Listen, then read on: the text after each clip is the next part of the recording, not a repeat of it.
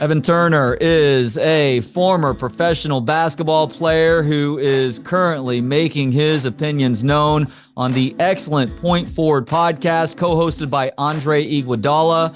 The Point Forward podcast is going to be at South by Southwest this Sunday, March 10th, for a live recording that includes special guest Megan Rapinoe. Go to SXSW.com for tickets and info. And Evan is nice enough now to join me for a few minutes to talk about that and more. Evan, thank you so much for the time. How you doing today? I'm doing well. I can't complain. Just living the dream. How's everything with you? It's good. I wanted to show you my shirt real quick before we get going here. They're not, well, people can appreciate it, but I think you can get some added appreciation as a Chi-Town native. Okay, I'm loving that. I like that. A little Walter Payton with the Chicago flag headband. We still brag on that 85 championship like it was just yesterday. I mean, you have to hold on tight. Your only other option is a Rex Grossman-led Bears team to the Super Bowl, you know? Nobody wants to talk about that if they don't have to. Yeah, and that was the only time Peyton won a game he was supposed to, right? when he said that. That was he beat Rex Grossman and always struggle with time. The irony. Right about that. Yeah. But hey, the ultimate highlight is Devin Hester returning that opening kickoff back for a touchdown, and now he's a Hall of Famer too. So yeah, no, that's big time. I used to like D-Train too. What was his name? For Michigan State, the running back, Thomas. Oh yeah. He was what was it, number 35? D'Anthony or something? It was something weird. Anthony Thomas, that's who it was. Yeah. He was a dog. I was big into him, and then obviously Mike Brown. They were good. Jay Cutler, he was our most talented before the big dog Justin Fields got there. But I mean, fucking Parkey, bro. The Parkey makes the field goal, bro. Like, we be fine.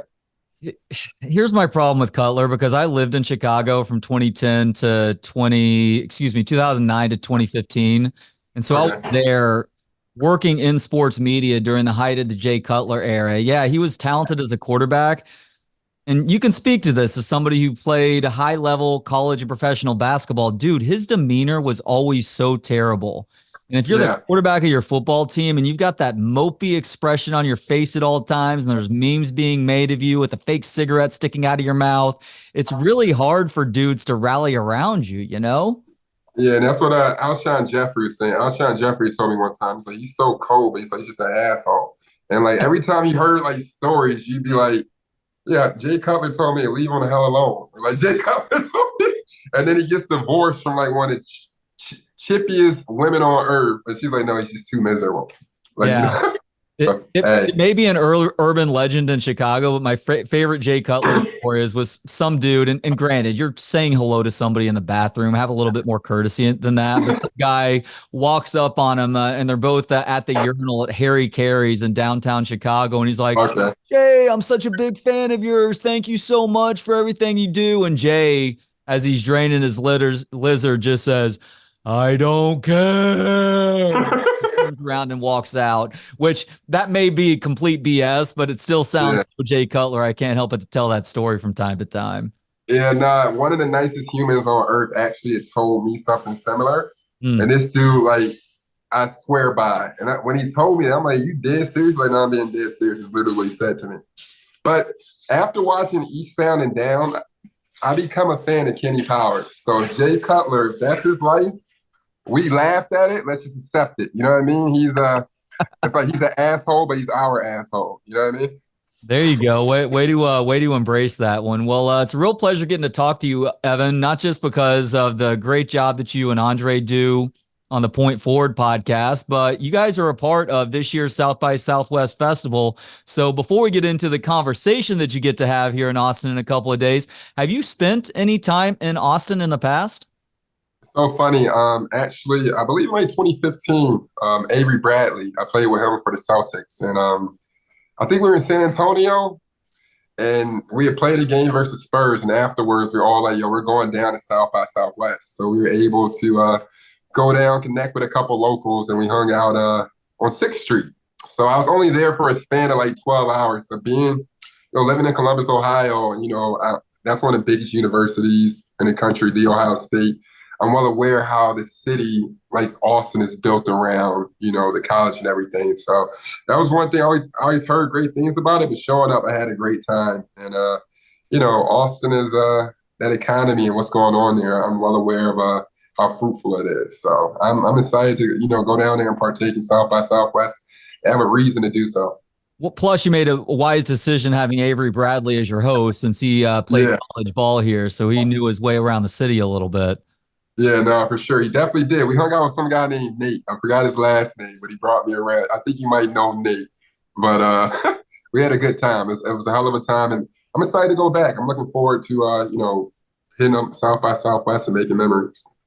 So considering that you guys are speaking with Megan Rapinoe, who is one of the most famous female athletes on the planet right now, what is something that you're most curious to find out about in speaking with her?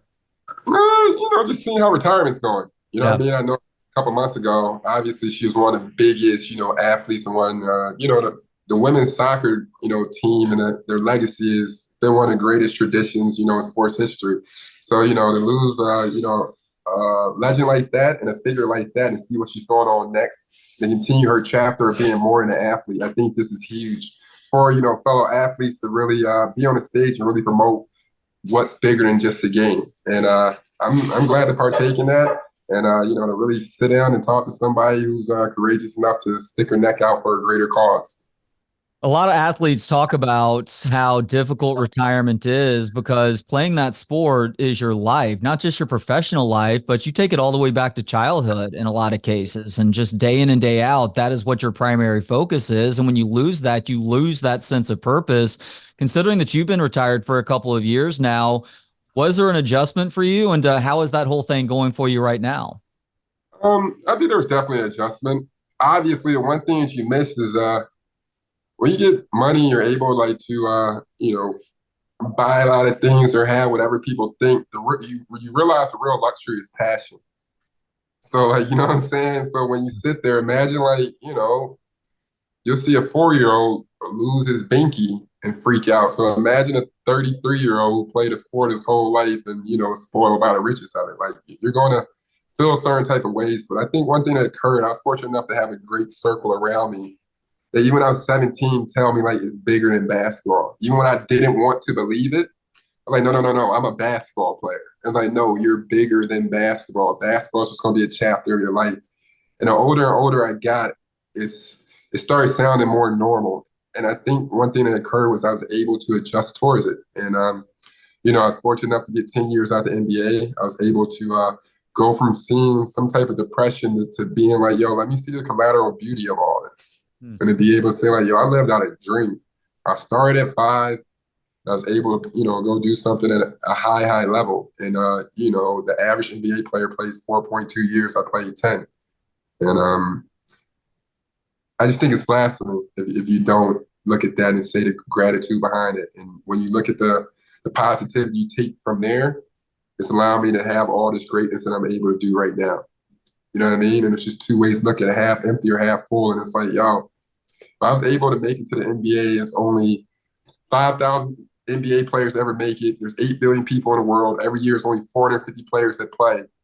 I'm in a 0.2% of being able to do something, reach my dream. That was a successful chapter of my life. And if I was able to do that, imagine what the next 60 or 70 years are going to be for me. You know what I mean? And the only thing it's done for me was go from having a soaking 10 minutes to being like, no, I'm a superhuman. What I do next is going to be crazy. I'm up, up, up. I was able to live out my dream from, you lived in Chicago, how, segregated could be, how, the system could be, whatever. I was able to, walk the streets of Chicago, taking a bus with 50 cents in my pocket to, being able to, see the fruits of life and be able to partake in all the great things I want and to see the world outside of that. And that's what I'm going to paint my post-career, something bigger than just what the start was.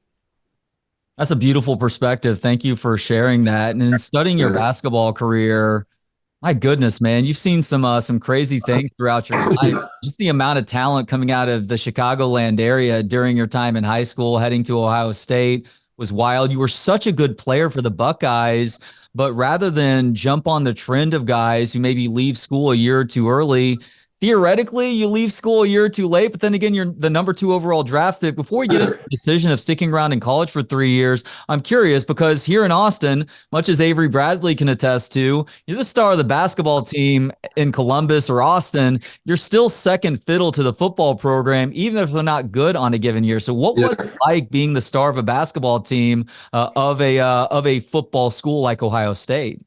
It's funny. It's where I toot my own horns. I was a big man on campus then. So when you sit there, it's like, I'll sum this up. Drake came to campus and was performing. So yeah, Terrell Pryor was 33-4. The person he brought on stage was me. And that wasn't in a disrespectful sense. I'm like, oh, I'm the man. But like when you talk about it, like it's hard to get recognition as a basketball player at a football school. So when you break it down and, what we were able to do as a unit, what we were able to do as a team, and clearly, just whatever God was able to grant me with, I was able to climb to, I guess, the mountain of that success for that year. And college was amazing, man. College was amazing. I didn't leave early because I wasn't ready. You know what I mean? Like a lot of people leave one and done. We even talk about me having some of the greatest statistics in history in college and then going number 2 pick. Yeah. I always joke and people are like, oh, you're a bust. I'm like, no, bro, do you know how good those dudes were that I played? LeBron is still going. Kevin Durant was a year older than me. Like there's tons of like talent in that league. And when you start to realize it, I was fortunate enough to play during one of the greatest eras of basketball. And that's, like I said, it's a hell of a chapter to be part of and to be able to play on. What was it like being up on stage with Drake as a collegiate? I was a kid, so I was super still like green. I was still on the porch, quote unquote. So I remember my guy, David Lighty. I remember showing up to the arena and they were just like, Drake shouted my name out. And then the security was like, oh, Drake wants you on stage. Drake wants you on stage. And I was like a very shy kid. So I was trying to bring my best friend up there with me. And obviously you couldn't, come pause, but it was just a surreal moment. I really was up there. It's like, this is my life, I guess. Like, you know what I'm saying? So It aged well. This is back in 2010. We were still young. So if you look at it now, where he's going to go, I'll tell my daughter, like, hey, back in 2010, your dad was able to, do this and a third. Well, listening to you talk about these things and explaining some of this stuff, you strike me as a bit of an old soul. Have you been an old soul your entire life, even going back to childhood? And if so, I guess that does help explain why you didn't make the rash decision that a lot of guys do and chase those NBA dreams, because you yourself didn't feel like you were ready yet. I mean, my goodness, that's a very mature decision for a guy to make who's late teenage, early 20s, when you got all these things around you and a lot of people around you making all sorts of promises about what the future is going to hold. Yeah, I don't think being an old soul, I think when I get it right, God just blessed me to get it right. Like, you understand what I'm saying? So like, because everybody's, human beings are complex. So when you sit there, you're going to have good moments, you're going to have bad moments. I think one thing that I always thought about, which is just me at a distance, was thinking about legacy. And it wasn't like, I want to be the greatest, this and the third. Like, it's humbly speaking. When I was 15, for whatever reasons, just like, I wanted to make sure that like my name meant something. You know what I'm saying? And one thing that occurred in life, before you realize, what all things matter, you think winning matters and you think, breaking records matters and, leaving your legacy at a high level. That stuff is definitely dope, but I really intended to go in and really, not so much worry about money, but worry about like the legacy of my family name. I have a daughter that's 6 years old right now. So when we go 30 or 40 years from now, she has kids. So like, we had a granddad that, went harder for the sake of our name. So I didn't think much of it. I just thought like the money would come, but everybody can, cop out early. I just wanted to try to win a Big Ten title and, to get the most and leave my stamp at that level. So that's really where my mind was at. I had a real chance of leaving my second year, and I just didn't think I was ready. But at the same time, I didn't win a Big Ten title, and I didn't do anything outside of like my own accolades. I made all conference, I was all American and stuff. But I just really thought if you're really on the grand scheme and we could sit back, I wanted a banner up there. And I'm fortunate enough, stayed an extra 6 months to do that. So we go back to Ohio State now. it is cool to see what sacrifice does.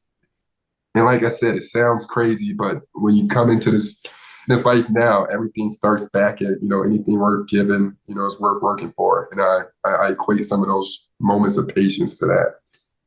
You got a 6-year-old daughter. I have a 9-year-old daughter and a 7-year-old son. What do you think the biggest challenge is for a parent in 2024?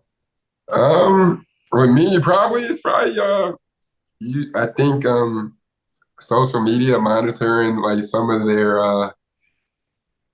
iPads and things like that. But I think everybody is kind of distracted. So one thing I got to remember a lot when I get around my daughter is just to be in a presence and be in a moment of just like taking excitement in her first. You understand what I'm saying? Like she's still 6. So like when she's telling me a story and telling me what's going on, it's like, no, I want to not show up and be like, hey, this is happening or squeeze her in this. It's like, no, I want to be present in every moment possible and, build that support system. And I think one thing that occurs is not only for distraction for kids, but for adults. Yes, it is. And you want to be able to cultivate the awe that kids feel. It's important for anybody throughout their lives to experience that awe. When we get older, we get jaded with stuff and we stop doing much new stuff, and we've seen the world. So it's harder to surprise us, but that's still something that's very healthy to go through. Kids are full of that because everything around them is still so new. So to remain present and make sure you're focused on what they're telling you is huge for not just the present, but also for their future as well, because it keeps them curious about things. Yeah, you just don't want to be a buzzkill. And when you realize it, like as an adult, like for me to say I want to be an NBA player at 5, my mom was probably, what the heck? You know what I mean? And I was fortunate enough to dream, live, continue to be as naive as I wanted to be to go in the direction I wanted to go. And I see how it worked out. So sometimes with my daughter, it's like, no, as an adult, it's just like, man, you're not a know-it-all. Like you're still learning and there's a lot she can teach you. And that's where I really try to open up and, just keep taking that in. So I've heard you talking about the biggest challenge for becoming a professional basketball player had to do with learning how to be a pro. For somebody who's maybe, gosh, this could be a basketball, an NBA thing. It could just be an entering the workforce thing. Do you have a piece of advice to help somebody better understand how to be a professional once they enter that workforce, NBA or otherwise? I just think you need to learn and lay of the land. Know the history of what you're going into. Kind of enthrall into put 2 feet in. I think when you don't have 2 feet in, when you start becoming a professional, then you start messing up. You're not sold in, nothing's going to happen. I think the number one thing in order to be successful is to buy into the bigger picture, whatever that mission is. And before you're great, you have to be good. And there's just no way around that. And I think sometimes you're willing to paint by the numbers, that's when you learn. And when you learn, innovation comes from, and that's when you begin to stand out. A few weeks ago during All-Star Weekend, Adam Silver talked about a number of things, including lamenting the AAU system here in the U.S. and how that's causing American kids to fall a little bit behind their European counterparts. As somebody who's played a lot of AAU ball himself, what did you think of those comments, Evan? I think it's a mixture because I understand that the trend of when we talk about how the European game is played, the skill set, and everything. I think the skill set has to continue to keep picking up. I think the game of basketball has gotten so oversaturated because it's just a money market. There's people that don't even have anything to do with basketball that'll jump into the game of basketball. One thing I don't want to miss out on is back in my day, you could shoot 40%, but if you couldn't get your shot off, you couldn't play. And if you couldn't play defense, you couldn't play. You couldn't just do one facet of the game and then you're at the highest level. And like one thing I told people about when I compare myself to like John Diebler, who was like the all-time 3-point shooter at Ohio State, or Will Buford, who was like the all-time leading scorer when I was there, they're like, what was different? I'm like, I was pretty skilled, but I had a really high competitive drive. So when we discussed the mano-a-mano or the man-to-man or competition, it wasn't like, yo, you put out 5 and the alpha's going to come out. Now it's like, no, if he can't shoot 40%, he can no longer play. We're going to move the game over to this and do this and the third. We'll say like the Americans are falling behind, but I bet we, quote unquote, will kick the shit out of everybody in the Olympics. It won't even be close. What do you think the NBA potentially redrawing that 3-point line and eliminating the corner 3? Man, dudes are shooting from half court anyway. Like at one point, I'm like, bro, this is what I will say. The skill set has been crazy where I'm like, bro, dudes are shooting 33-foot jumpers on the regular. And I'm talking about like, there's like 100 people in the league right now that are not even looking down at the line. So I'm all for it. I think it's a dope way for the game to expand. I'm just big into just keeping the competition up, like keeping literally the competition up. Like let guys battle out for their position. Don't say, yo, stick him here because he's 37%. You look at certain dudes that shoot threes and can't hit it when it matters. You know what I mean? Yeah. So last question here, Evan, because smart people tend to ask themselves a lot of questions, and typically there's one overriding question at a given point in time. You are a very bright dude, as you've proven throughout this conversation, the Point Forward podcast with Andre, and I'm sure elsewhere in life as well. Can't wait to see what that next act is. What is the one question that you find yourself asking more than the others right now? In regards to interview or just in life? Just in life. Shoot, I always, in my head randomly, that Why Georgia song by John Mayer always pops up. And you always think, like, you just always wonder if you're on that right path. You know what I'm saying? And I think, am I where I'm supposed to be? Is my intent right? Because, at the end of the day, I've learned that if nothing comes good out of malice intent and nothing comes good out of selfish intent. And that's has really been my journey. And, trying to continue to collab and, understand, am I, making the right move? So I think that's just a joyful question, not like nothing crazy, but it's something cool to ask when I'm exploring, and it allows me to look around and see. So are you where you're supposed to be, and is the intent right? Yeah, absolutely. I think it's probably that for the first time in a long time. So it's lit. And I'll be in Austin on Saturday. So make sure you pull up. We're going to do a crazy Megan Rapinoe interview. It's going to be super dope. And I think, we'll keep even laying more paths in that direction. That's right. It is Sunday, Point Forward Live with Megan Rapinoe. It's going to be Evan and Andre Iguodala talking with her about sports issues and issues of life as well. Go to SXSW.com to find out more info. Snag yourself a badge. There are a lot of great panel discussions happening over the next week plus, and this is one of the best in my opinion. Evan, this has been a real pleasure, man. Thank you so much for the time today. Best of luck with things and safe travels to and from Austin. Yeah, I appreciate you, and thank you for opening up a line for something deeper than just the surface.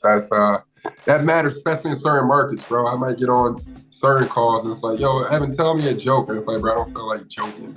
like, you know what I mean? So, like, the complexity of stuff is something I'm really appreciative towards. So, thank you. Well, thank you very much. I know that you tell some of the same stories over and over again, and the point of these conversations is to learn new stuff, and I think that I've learned some new things, and I'm better off as a person because of the last 20 plus minutes that we've had a chance to chat. So thank you. I appreciate that, Trey. Much love, G. Thanks to Gentleman Jesus for the intro and outro music. Hear more of his work at gentlemanjesus.com. Thanks to you for hanging out. More of the show and to connect on social media, visit booksonpod.com. Talk to you next time on Books on Pod.